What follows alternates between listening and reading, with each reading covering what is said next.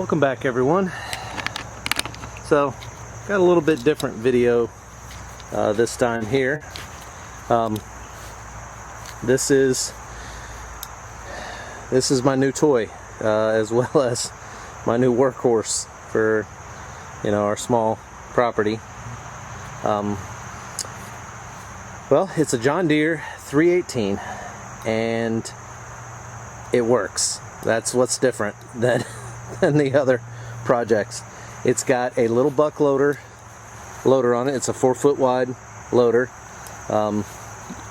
and it has been repowered by a Honda GX630. So it's got a Honda GX630 on it, 2019, had 50 hours on it. So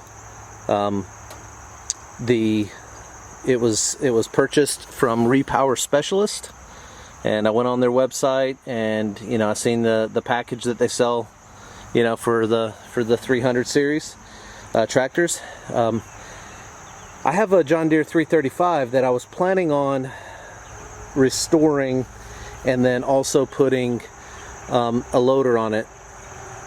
What I wasn't sure is whether or not a little buck loader would work, because the John Deere 335 has H1 hydraulics, so meaning it only has one spool of hydraulics, and it's actually mounted over here, but it has one spool of hydraulics that work for the hydraulic lift deck, and I wasn't sure if I was going to be able to put a dual spool on it or how that was going to work, because I really don't know much about tractor hydraulics. I've kind of had a crash course in them since, and learned what it takes. So that John Deere 335 has power steering. This one also has power steering. It has 2 spool of hydraulics. It's got front hydraulics in the front, to where you can do dual motion. This tractor, I also got it with a plow, which I won't need it for snow, but for pushing gravel and whatnot. It's an angle plow plus lift, so I got that plus this. It also came with a 30-inch hydraulic tiller that mounts on the back, and so it also came with the 4 weights.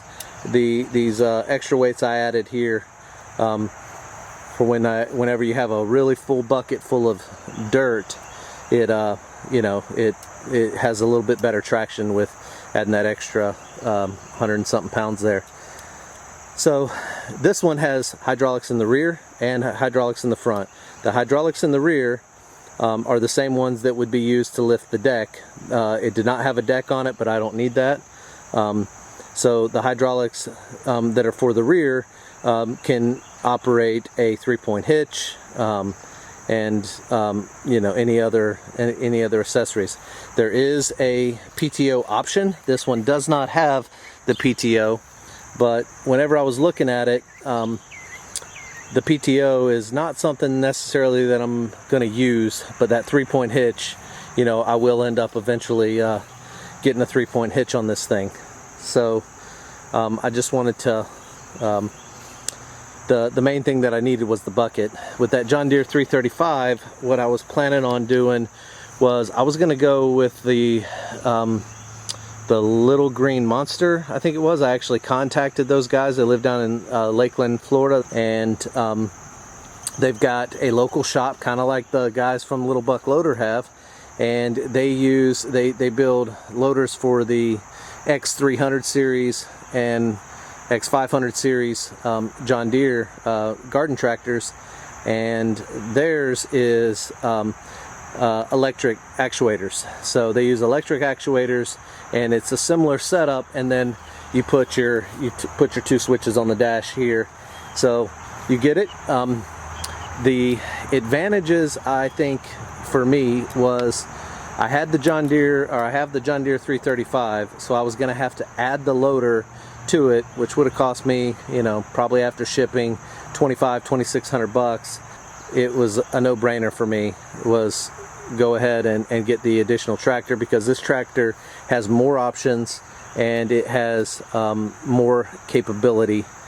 It's a 1987 John Deere 318.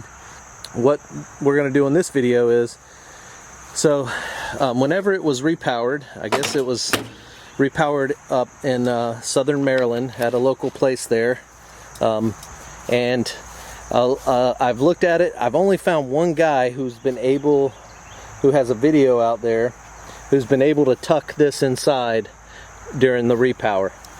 The other ones that I've seen out there have your filler is on the, you know, it's right where it's at, and they end up cutting out the thing.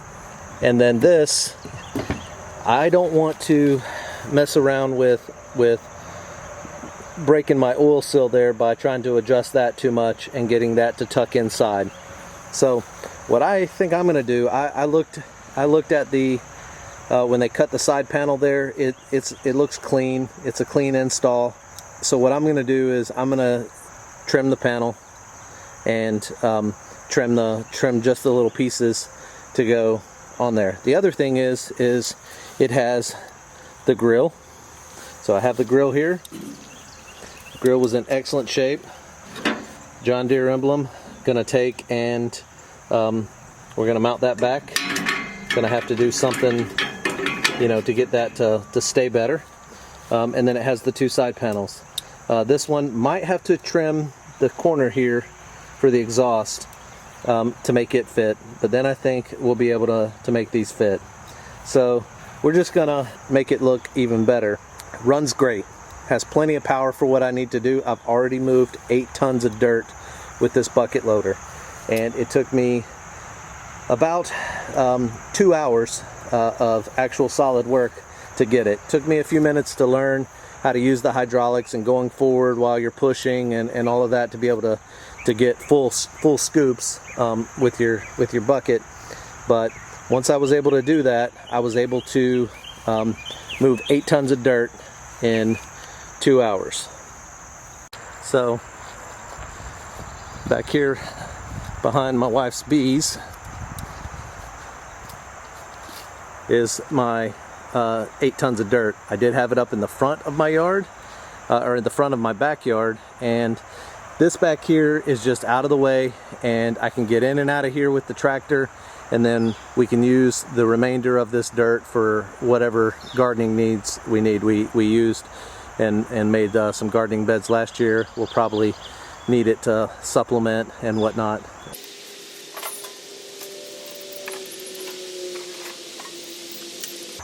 All right, so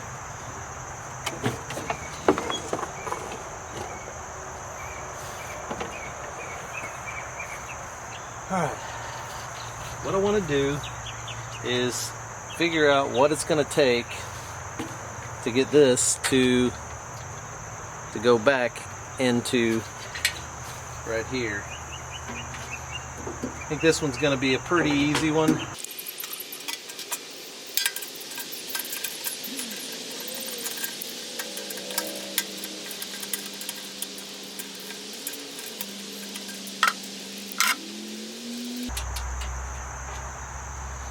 Okay, so, alright, let's just dry fit it first.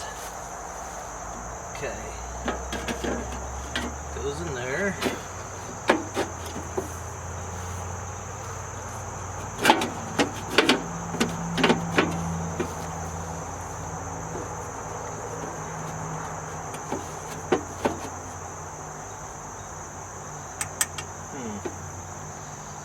Okay, so let's just throw this through here for now so you can see. Alright, so when that mounts through there, this side work, it looks like it mounts up pretty easy. Not much that has to be done, but then if you look right here, this this lip is not catching this hood support, so gonna have to look and see. Yeah, looking at that, it looks like get it to fit a little bit better. So I'm gonna give that a shot, and then we'll see what we get. So I don't know how much I'll be able to show of it, but there's 2 bolts, one here, one there, one there. I'm going to loosen it and then tweak it and see if I can't get it to grip a little bit tighter on that.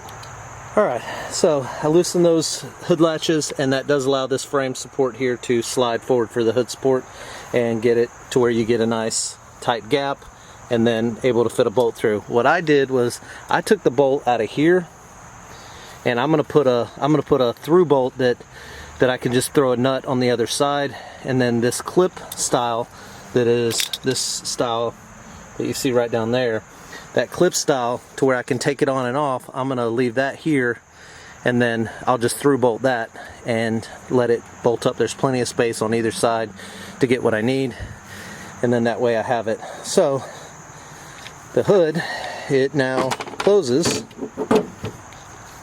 and at least somewhat. Let's take a look and see what we're gonna need to do. Yeah, it looks like now, since I did that and moved that, you know, a little forward, this is gonna have to be trimmed out a little bit more now. That might fit, you know, we'll have to see. This is kind of, there's some adjustment on the hood as well. All right, so the next thing we're gonna do is we're gonna figure out what it's gonna take to get see if the exhaust will go through the exhaust hole, or if we have to trim it, and then what we're gonna need to do to these 2 sections right here. So let me get you back in the stand. All right, we're gonna go ahead and get this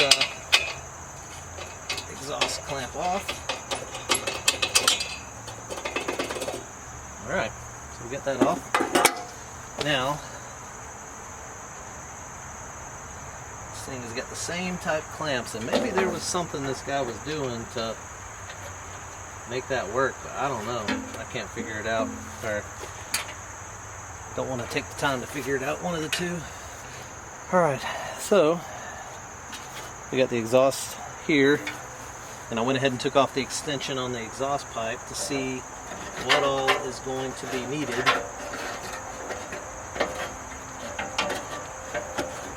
to make this fit. So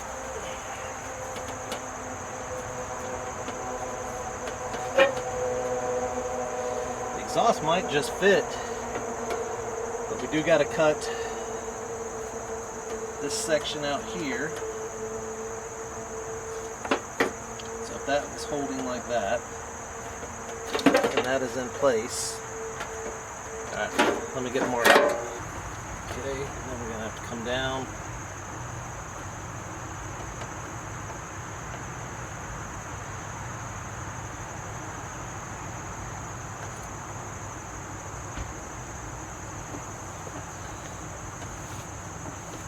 Alright. Let's see if you can see that. So you can see right here, I've got it lined out. I'm going to go ahead and cut this out and then continue to fool around and get this until I get it to fit right. I'll bring it back at the next step. Alright, after messing with the thing for about an hour here, got it there, and we got it mounted up. The exhaust I did not end up having to cut. What I ended up doing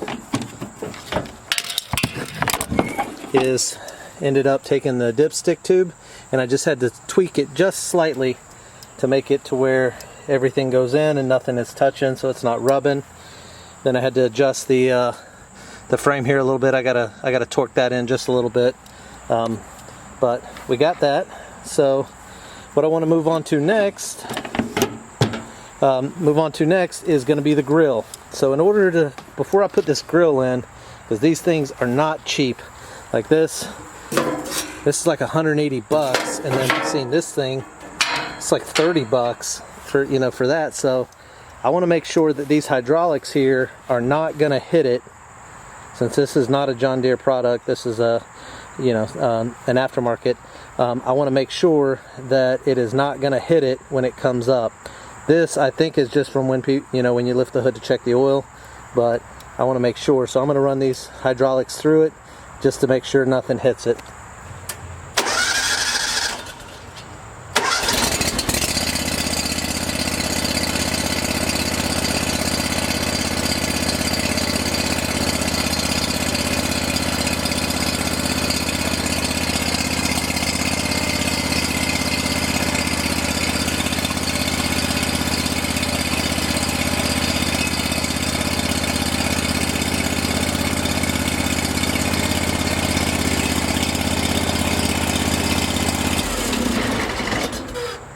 transmission was inching on me a little bit.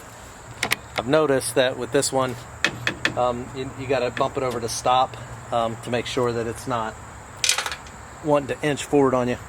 All right, that's good. So I think we're good on that. So let's see if we can't do something about this emblem. All right. Well, you can see here it's got one stud that is on, the other stud is snapped off. So what I did is I drilled 2 holes, one on each side down there, and I'm going to run a piece of baling wire through it and then get it to mount up and stay on here correctly. So that way we ain't paying, you know, I ain't paying $30 to get a new one on an old tractor. If I was restoring it, I'm just kind of, you know, trying to make it look respectable. I don't even need that washer there.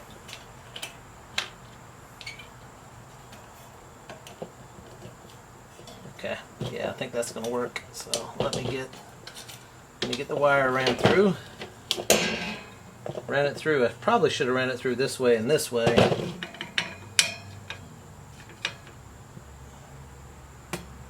But that'll work.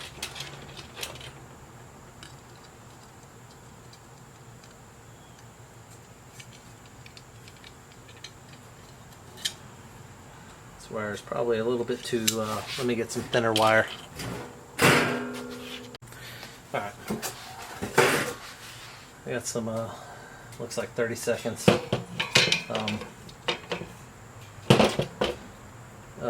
Safety wire.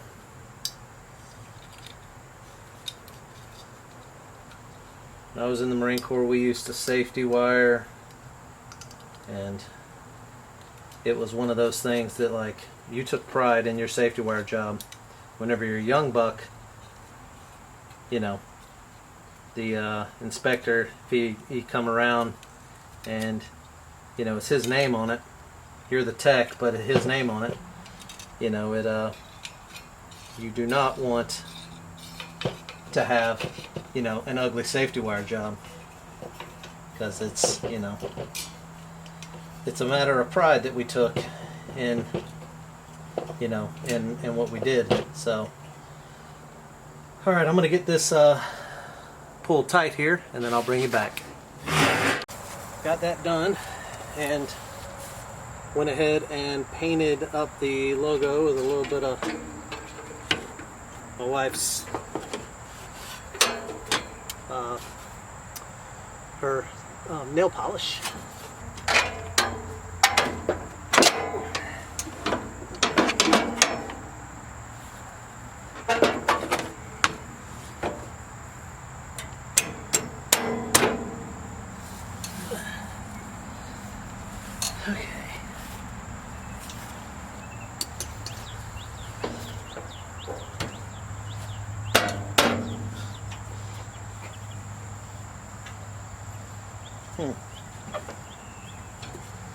Okay.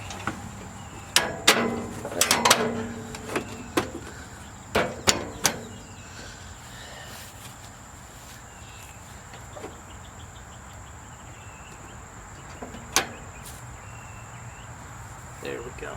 All right. Well, we got those.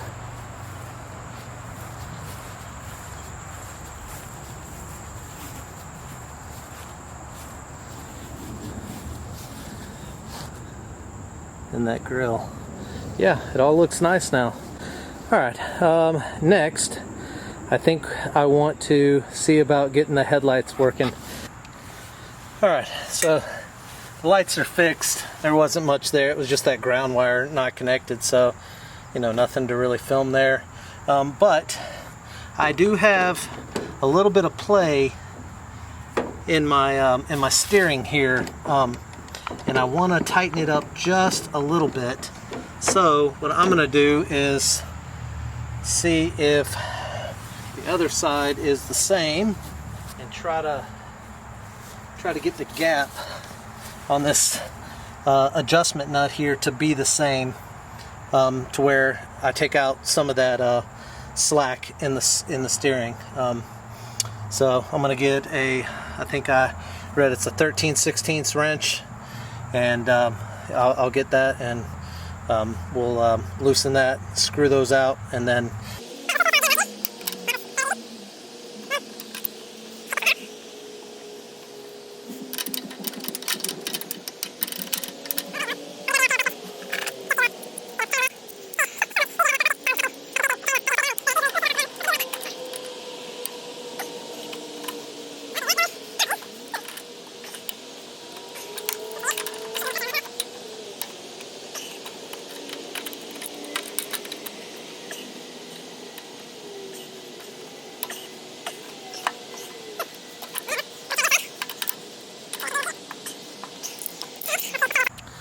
alright, we're over here on the other side, and one of the things I can see is that that bolt over on that other side is pretty worn.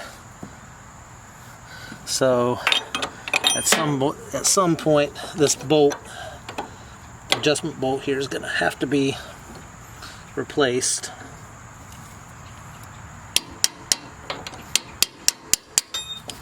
There we go.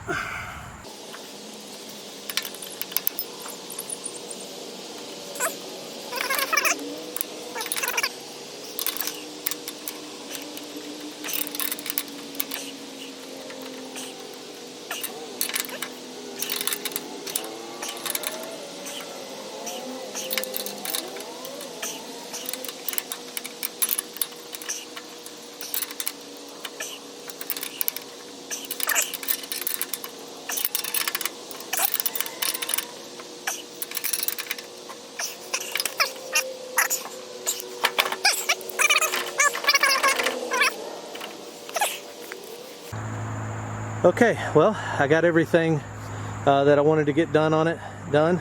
I don't think it looks too bad. I mean, I have seen to where a guy changes out the oil cap to put a valve cover from the other side on it, and then you don't see any of that. But then in order to add a little bit of oil or whatever, you gotta take it out or put it in through the dipstick hole. So I'm pretty happy with how that turned out. Yeah, well, thanks for watching, guys, and hopefully I'll have some yard work adventures to do with this thing, and then I think I'm going to end up selling that John Deere 335 now, because I'm really not going to have a need for it. So thank you guys for watching, and remember, you can't fix anything if you ain't out there turning wrenches.